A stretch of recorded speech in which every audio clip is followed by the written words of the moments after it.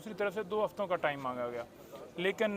बहरहाल खोसा साहब ने बड़े ज़बरदस्त आर्गूमेंट्स किए और उनको इस बात के ऊपर कन्विंस किया कि वाज़ह तौर पर जजमेंट्स मौजूद हैं और कोई ऐसा ऑर्डर दिखा दें, कोई ऐसी जजमेंट दिखा दें जिसमें जो है वो 3 साल की सज़ा के लिए इतना लंबा जो है वो पीरियड और इतनी लंबी जो कार्रवाई की जाए। तो उन्होंने एंड पे यही कहा कि फिर ठीक है जी, दूसरी तरफ से क्योंकि रिकॉर्ड नहीं है जी, दूसरी तरफ से तैयारी नहीं है जी, दूसरी तरफ से उनके पास कोई डॉक्यूमेंट्स नहीं है जी, और वो मुकम्मल तौर पर तैयार नहीं है, तो लिहाजा जो समाअत है वो परसों के लिए फ़िक्स कर दी जाती है। अब परसों के लिए जो समाअत फ़िक्स है, हमें आज भी अगर इसके ऊपर आर्गूमेंट्स जो है वो सुनकर फ़ैसला दिया जाता तो सज़ा तो उनकी आज ही मुअत्तल हो जानी थी, लेकिन परसों 100% हो जाएगी सज़ा मुअत्तल। और दूसरा ये है कि जेल की हद तक हमने साथ रिक्वेस्ट की थी और उन्होंने 2 वकला की हद तक जो है अब एक्सेस दी है कि वो कल जाकर 2 बजे बाबर अमान साहब और खोसा साहब जाकर मिलेंगे। कानून तो वाज़ह है उसके अंदर कि आप हफ्ते के अंदर 6 दिन मुलाकात जो है कर सकते हैं और एक दिन में 6 वकला मिल सकते हैं, लेकिन जेल मैनुअल के मुताबिक भी आगे से डील नहीं किया जा रहा। आज बेसिकली हमें इस तरफ पुश कर रहे थे कि खान साहब की बेल हो, हमारी एक्सेस की हद तक इतना ज़्यादा पुश नहीं था क्योंकि हम ये एक्सपेक्ट कर रहे थे कि आज खान साहब की ज़मानत होगी और खान साहब बाहर आएंगे, लेकिन अब कोर्ट ने फ़ैसला करना है। उन्होंने ये मुनासिब समझा कि अब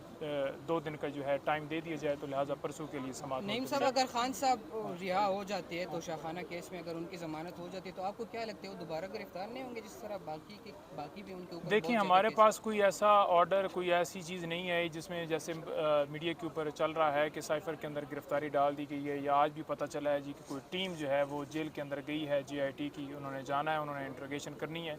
तो अभी तक हमारे पास कोई ऐसी चीज़ नहीं आई जिसमें हम कह सकें कि उनकी गिरफ्तारी साइफर वाले मामले में वो डाल दी गई है। सर, तोशा खाना केस आप ओवरऑल देखते कैसे कि ओपन एंड शट केस है, इसमें क्या कोई गिरफ्तारी में होनी चाहिए थी या नहीं, या फिर आप समझते हैं कि ये काबिल समाअत केस है और अदालतों की जांच से जैसे समाअत मुकर्रर की जाती है, तारीख भी दे दी जाती है, या फिर ये दुरुस्त है? क्या देखते हैं ये ओवरऑल केस? देखें, ओवरऑल जो केस है, इलेक्शन कमीशन ने जो फैसला दिया था उसको हमने चैलेंज किया था इस्लामाबाद हाई कोर्ट के अंदर, और उसके ऊपर अभी डिसाइड नहीं हुआ, और हमने उसके अंदर इस्तदा की थी कि अगर आप डिसाइड नहीं करें दरख्वास्त वापस दे दें। तो ये जो ट्रायल चला है, ये जो कंप्लेंट चली है, ये तो उस फैसले के ऊपर, अगर जो फैसले को हमने चैलेंज किया था उसके ऊपर अगर पटिशन के ऊपर फैसला आ जाता तो ये सारा ट्रायल ही ना होता। और अगर ये मेंटेनेबिलिटी के हवाले से क्वेश्चन हमारा जो कानून के मुताबिक सुन लिया जाता तो ये सज़ा कभी ना होती। और दूसरा ये है कि अगर दरमियान में गवाहों को पेश करने का मौका दिया जाता, उनको डिफेंस का मौका दिया जाता, 342 की स्टेटमेंट भी वो यूँ बंदूक की नोक के ऊपर उनसे ली गई, जबकि उन्होंने बार बार सदा की कि मुझे मुकम्मल तैयारी का टाइम दिया जाए। गवाह अगर एक रिजेक्ट करते हैं तो दूसरे गवाहों को तो मौका देना चाहिए ना कि ये मुनासिब नहीं गवाह, आप एक नई लिस्ट दे दें जिसमें फॉर एग्ज़ाम्पल हमने दिए थे आगे सरकारी गवाह हमने देने थे, वो हमने लिस्ट बाकायदा देनी थी। तो जब एक मौका ही नहीं दिया गया उस केस के अंदर, तो उस केस की जो ऑर्डर है उसकी कोई वैल्यू नहीं है, उसके फैसले की कोई वैल्यू नहीं है।